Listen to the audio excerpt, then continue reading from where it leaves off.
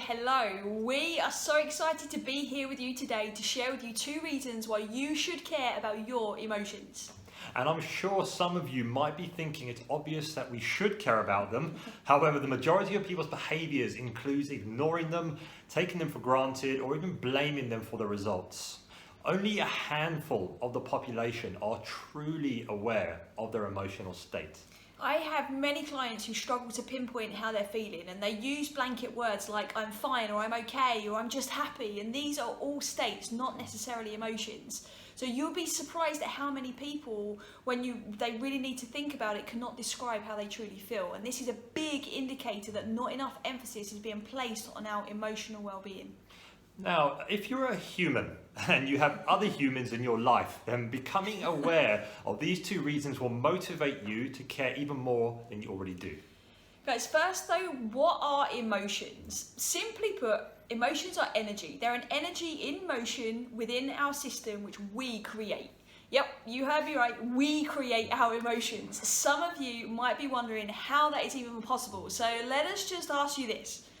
If we sit here and tell you some of the most tragic things we or people we know have ever experienced, maybe even show you some pictures or have you create pictures in your own mind of these sad times, is it highly likely you will start to feel sad or even angry, wouldn't you?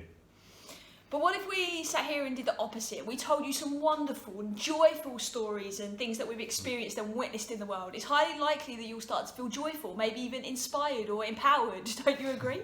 You would be affected one way or another, but you're only being affected because you are creating emotion as feedback to the thoughts that you are thinking, the stories that we are telling, and the pictures you're making in your mind. So what is the point of emotions if we create them in the first place? Well, they are here to serve as an internal guidance system.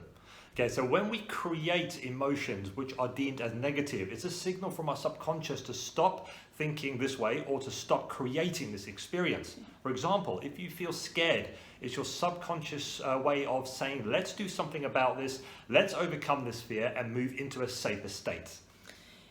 When we create emotions which are deemed as positive, it's a signal from our subconscious to continue thinking this way or for you to continue experiencing what it is you are. So, for example, if you feel joy, it's your subconscious's way of saying, keep doing this, let's continue with joy, right? Their purpose is to signal to us when something needs to change or stay the same. Definitely. And so now you have a kind of basic understanding of emotion. So let's jump into the first reason why you should care about your emotions. It's because of their influence.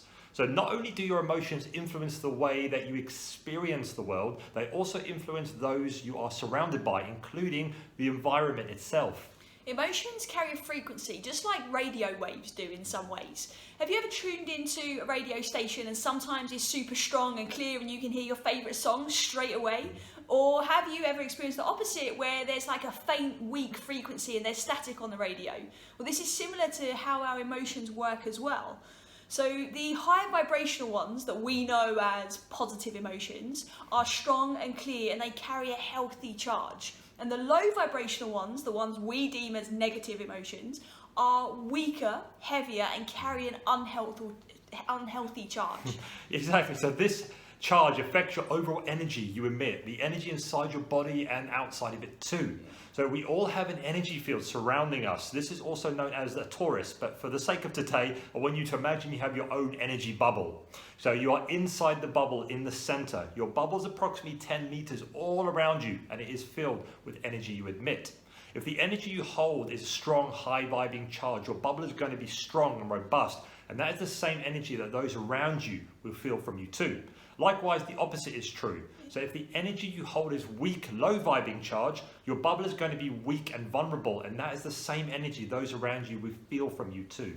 And this is happening all of the time to all of us. So if you care about your emotional state, you can start to guarantee your influence on others as well as the influence you have in your own life. So the good news is now that you know you are the one creating your emotions in the first place, you can learn how to create the high vibrating positive ones on demand whenever you want.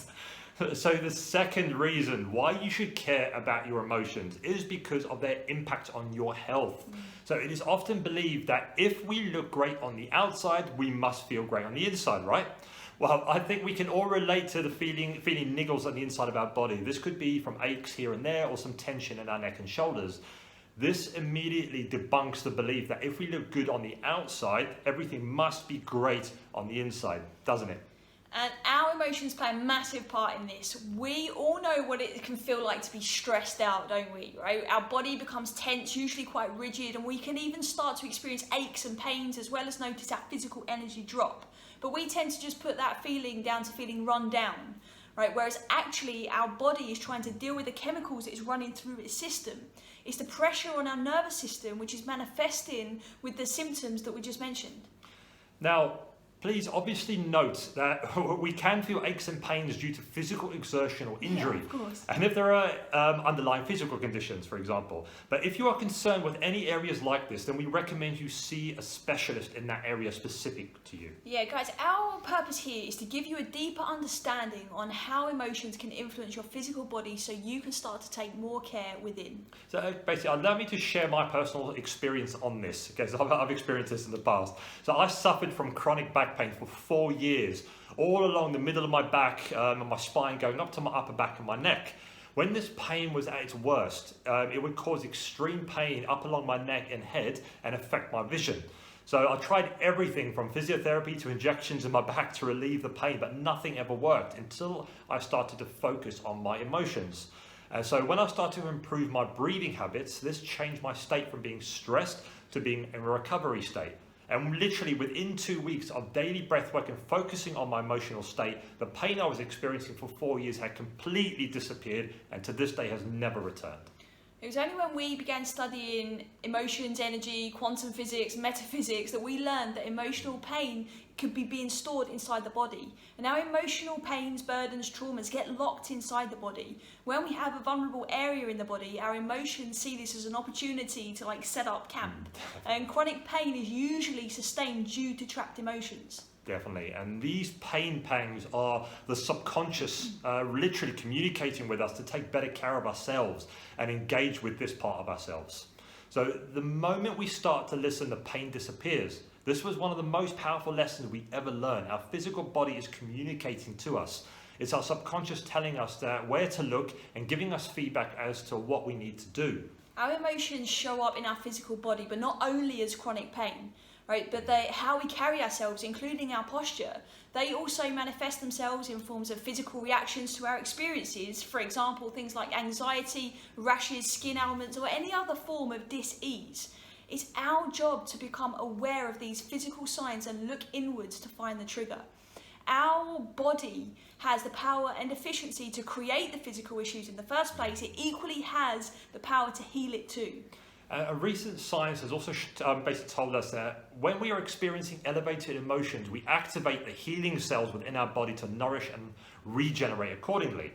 And when we experience low quality emotions, we do the opposite. So we downregulate our cells for healing and we activate the cells for dis-ease.